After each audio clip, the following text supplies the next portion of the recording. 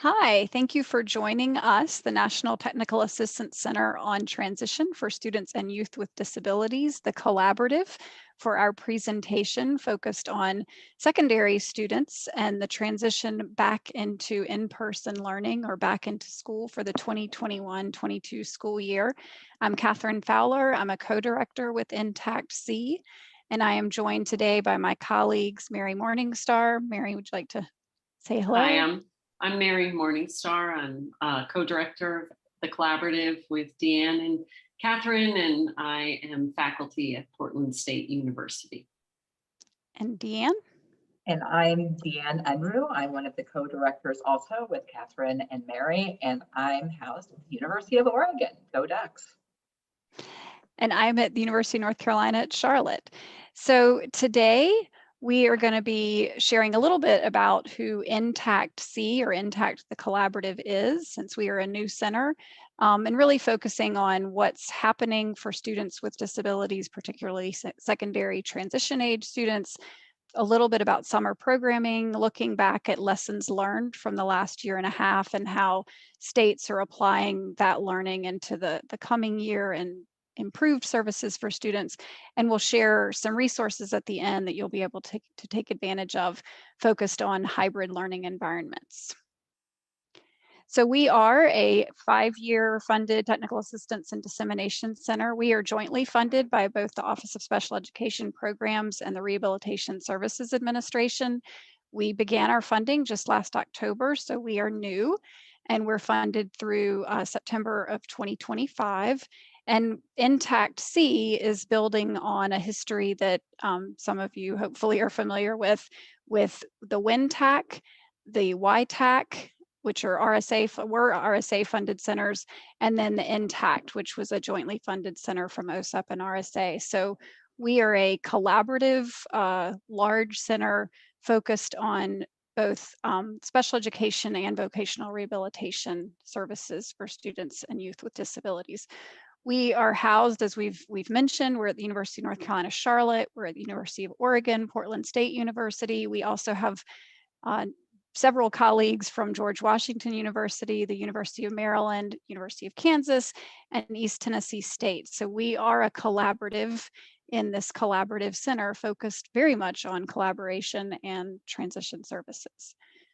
We propose to and help states, both state education and VR agencies, to build their capacity focused on data-driven decision-making processes, again, in the areas of transition, focused on interagency partnerships and partnerships with families and other providers, focused on providing quality professional development, focused on transition, and then building the technical assistance systems within states to really support the implementation of evidence-based practices that improve outcomes.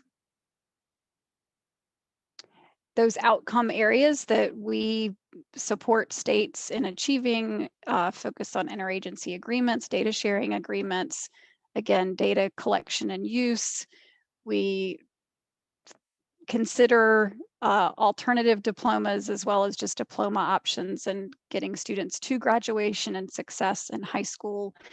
Again, looking at the provision of quality professional development in both education and VR systems, all with the emphasis on implementing evidence-based practices to improve those outcome areas, including graduation, getting students engaged in career and technical education, for example, interagency collaboration, family engagement, youth leadership development, and all of that, again, focused on improved post-school outcomes for students and youth with disabilities.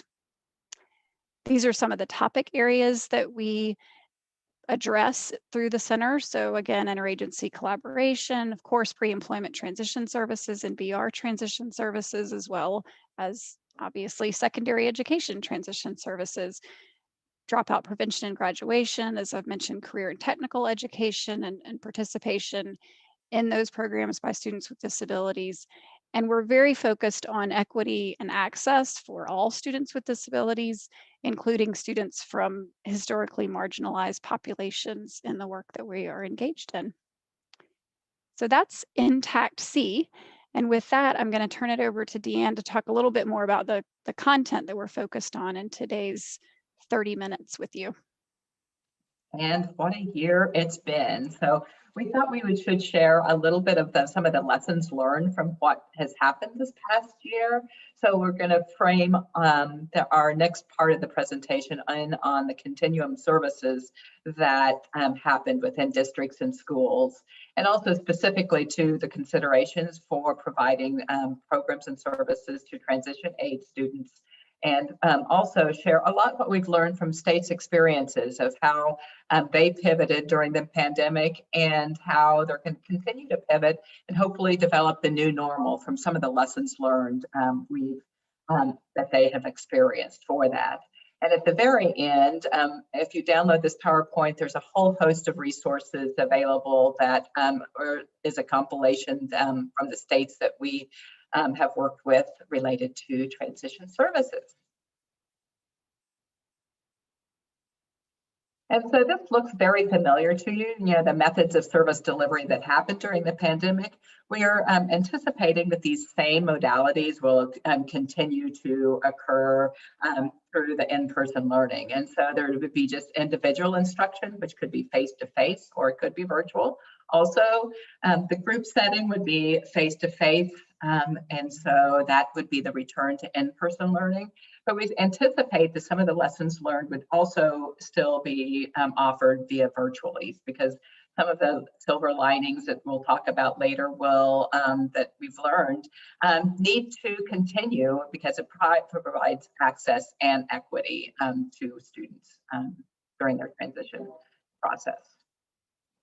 And so just to talk about a little bit of what's happening right now, probably right now while you are watching this video, is summer programming.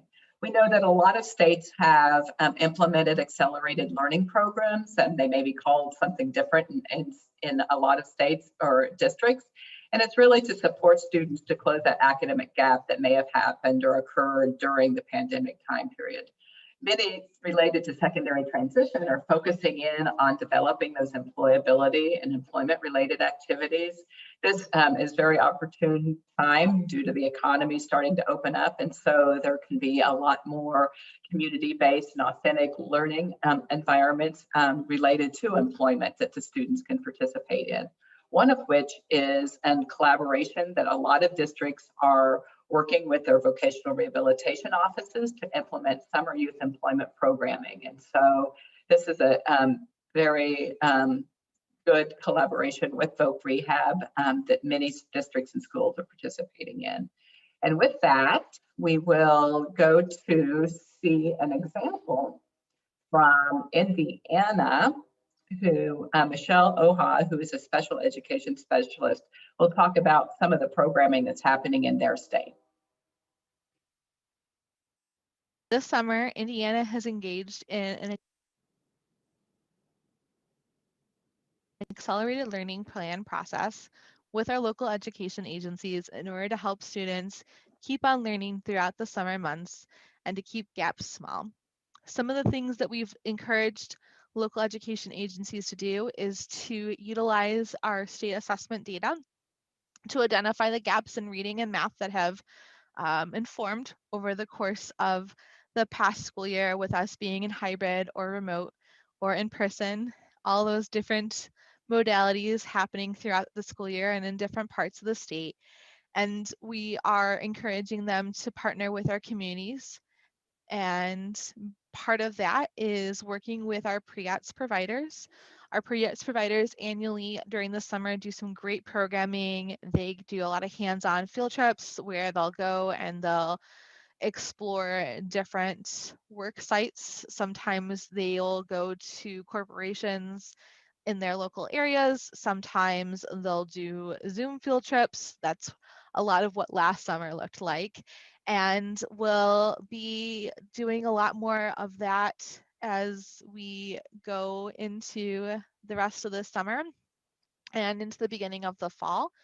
We also have encouraged LEAs to continue to utilize the continuous learning plans that they have put into place and to access some of the tools that we've put together. So we created some at-home learning programming by week and by time of year. And those are available for families to access. And those involve everything from English to PE, K through 12, and a whole bunch of different modalities. And we're really excited about coming back for the 2021-2022 school year. This summer, Indiana has engaged in an accelerated learning plan. Great. That's really interesting to hear about the summer programs that are beginning to emerge across the country. So one of the things I just wanted to talk with about are some of the silver linings that we have noticed and have been described to us with our partners, our state partners. This is, at this point, it's pretty anecdotal. We don't have any comprehensive systematic data collected. That's something to consider putting in place. But through the work we've done with many states and through a peer-to-peer network of states associated with this topic, both when we were restricted under COVID and now during the reentry process, one of the things that's been reported to us is that students and families have been more likely to attend the IEP process. So for transition planning, there's more involvement because it is virtual. That might be one of those things we keep in mind as we're moving back into face-to-face, that if it's a better option for some families and students, that schools would be considering that. Similarly, VR counselors have reported that they've been able to do more virtual meetings with youth. Some of that sounds right because they're not traveling from high school to high school, so that the mileage time has disappeared for them and they're able to generate more meetings and more opportunities with youth. We've heard that rural and under-resourced communities have also been able to access virtual programs. Some of the things that Michelle talked about in terms of Zoom field trips, quote unquote, that those are ways to bring in more diversity of opportunities and experiences than in that particular community. And then finally, again, and we've seen this increase with meetings and conferences that we've hosted through the collaborative, that transition educators have more access to professional development if it's offered virtually than they did when it was in person. So those are all kind of some of the major silver linings that we've seen so far. Deanne or Catherine, is there anything else that needs to be covered on this one that you've heard? Great. Those are the big ones. Okay, good. Let's move on to the challenges, of course. You know, we know there's still a lot of work ahead of us, and for a lot of states and districts and students and families, we've lost some ground, as would be expected, as everybody's feeling, particularly for youth. As you know, we've really just started to increase our school completion rates as a nation. We've lost a lot of students, so a lot of students, particularly youth, have disengaged. And so building up that's going to be a substantial challenge, I think, for the next several years within transition. The other is that serving youth with more complex support needs. So those youth that have experienced learning with personalized and individualized supports, they have lost quite a lot of ground as well. Most of that programming has been virtual, and families have been part of that, picking up the support for learning that was occurring. And so that's been difficult for families. We've also heard some unique perspectives around youth who are medically challenged, that because of social distancing and the way we'd set up the school environments, that was a safer, potentially safer environment for those youth than it may be when everybody's back in the building. And so addressing that will be an ongoing challenge for districts. The digital divide, that's not something new to transition, but we also have experienced youth and families and communities where just access and equity to technology has continued to remain a challenge. And even if we go back to school, which we're all doing in the fall, we're still, if we have any kind of hybrid models, which I believe we'll continue to do, learn from the best, that will continue to be an ongoing challenge. And then just particularly around transition, the lack of hands-on, authentic community and work-based learning environments has been a pitfall.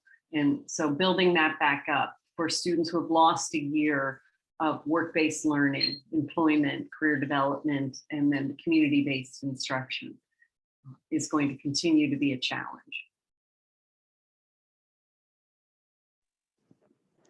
And I was just going to jump in there, Mary. I think related to that last point, for students who have lost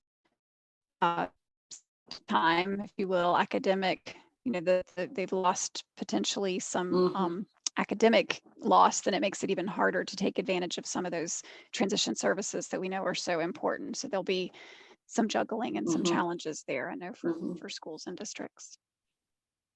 Yeah, I'd agree.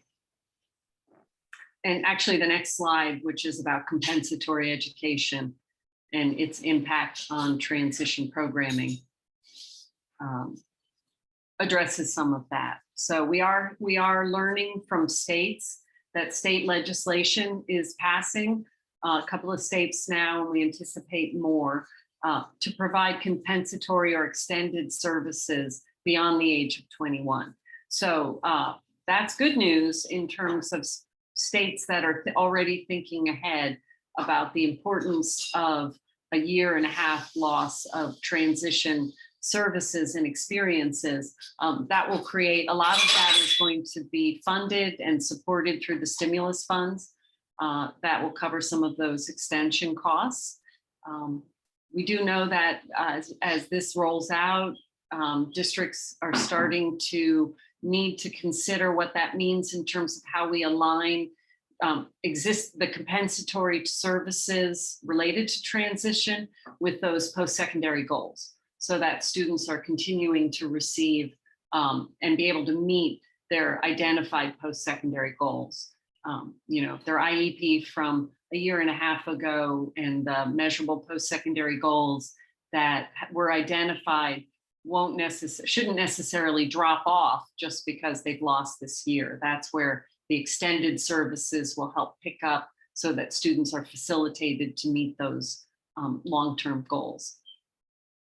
And then there's going to have to be, from a systems perspective, particularly around vocational rehabilitation and the pre-employment transition services, that there's going to be some need to communicate and coordinate that because of the way that legislation, RSA, is set up to provide pre-employment transition services, that those will, and the VR services themselves, there's going to need to be some alignment if there's compensatory special education after the age of 21 in a state where that's when those fed services end.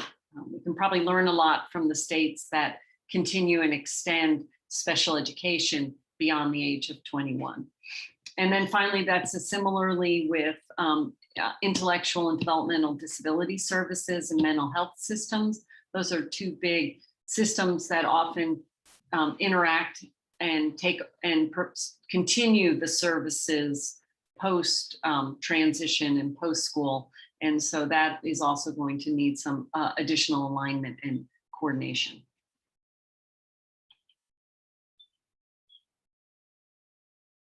And then, so what will the new school year look like? There are plans right now that we think we can offer some tips to make it a better new normal.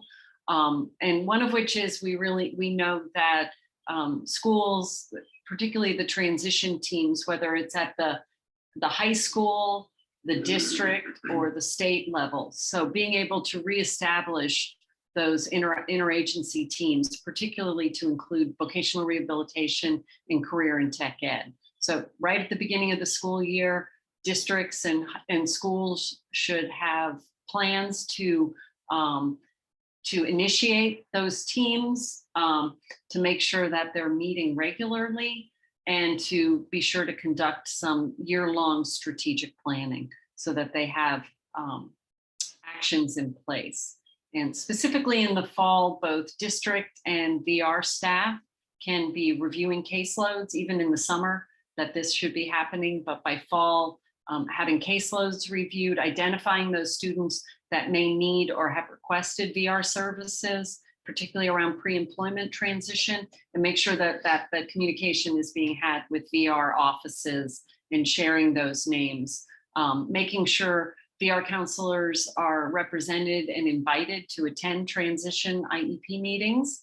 And then by October 1st, there's certainly the effort that from the VR side, that they will have provided the lists of students currently participating in services. So if they have been providing virtual pre-employment services or transition services or employment services in general, that there has to be some communication back to the schools to ensure that everybody has the same caseload, and vice versa with LEA staff, that they're providing students IEP anniversary dates for planning purposes. And that just means that students that we know are exiting special education, that there's shared with VR so that they can begin to ensure that those services, so it's seamless. There's a seamless transition to the adult systems.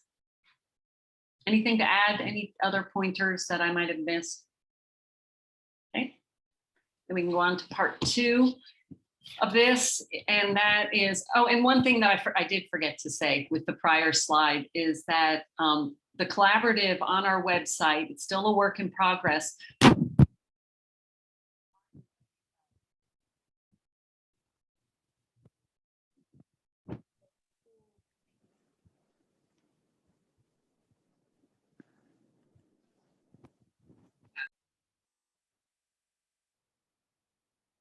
So on the next slide, planning for the new year, and really how do we focus on student, parent, and family engagement? I think that we want to make sure that all of the activities are engaging, relevant, and accessible, and especially if students are going to continue to receive some services from home. There's a whole array of tips here. I don't really need to go through all of them, but just ensuring that we do double up on connecting with families, communicating with students, building peer supports into the system, and making sure that we are communicating with the students and parents both about when there's glitches, but also when we see good things happening. So celebrating that success. Well, thank you, Mary and Deanne.